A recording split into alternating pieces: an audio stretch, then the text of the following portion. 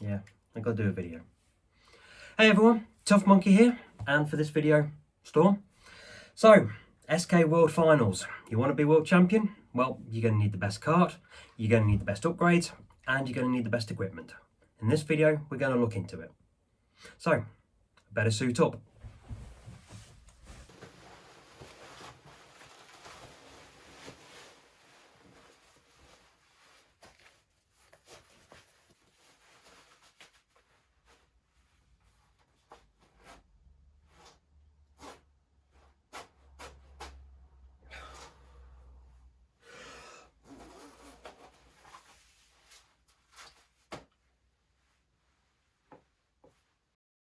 Right, now that I've squeezed my mince pie filled COVID belly into my race overalls, let's have a look at the clothing that you should wear. First off, boots. Alpine Stars Tech 1Zs. They are the best boots, they give you 40% control boost. Gloves. Although Alpine Stars are pretty good, and they're also cheaper, if you want the very best, go SK Viper. They'll give you a 45% kart control boost. Now crash helmets, they make no difference to the performance of you or the kart. They may give you better kudos, but it makes no difference. Choose what you want. Now with race suits, it's a toss up between the TKM and the Sierra. Both have very similar performance.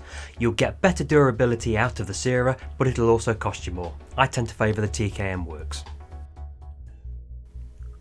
On to upgrades, the most important thing you can do for your kart. Brakes, you want the lightest possible.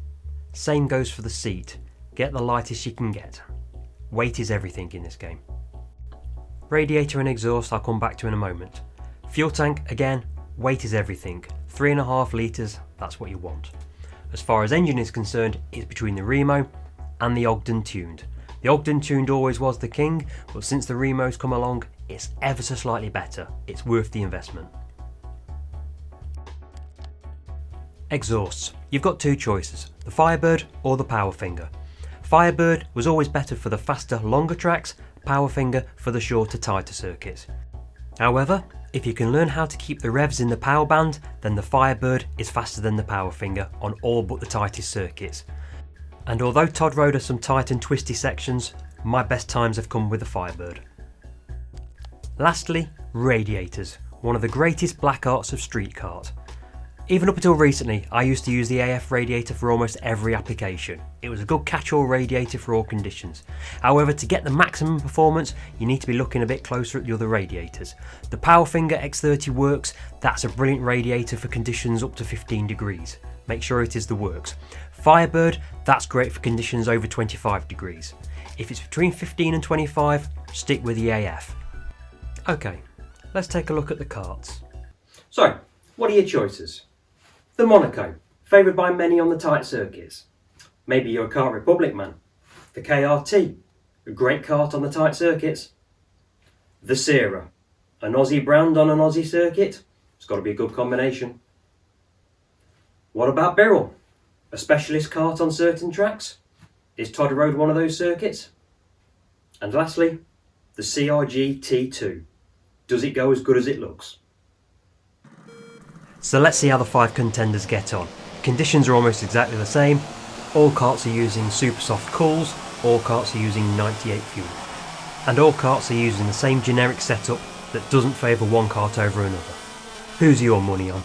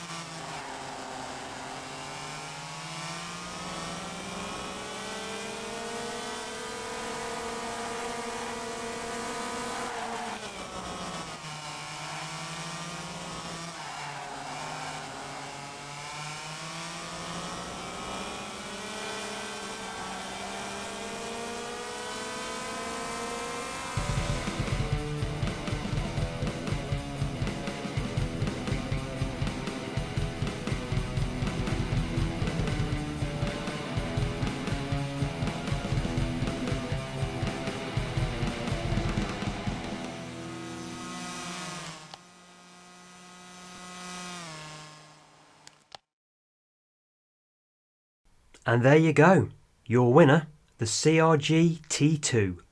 Just. But that was mighty close. At the end of the day, if you can nail the right setup, then it's down to personal preference. For me, it's the Birrell, the CRG and the KR. So, you have the options. It's up for you to decide which one's best for you. I've made my decision. Happy gaming. Honey, do we know if Alpine Stars make any touchscreen gloves?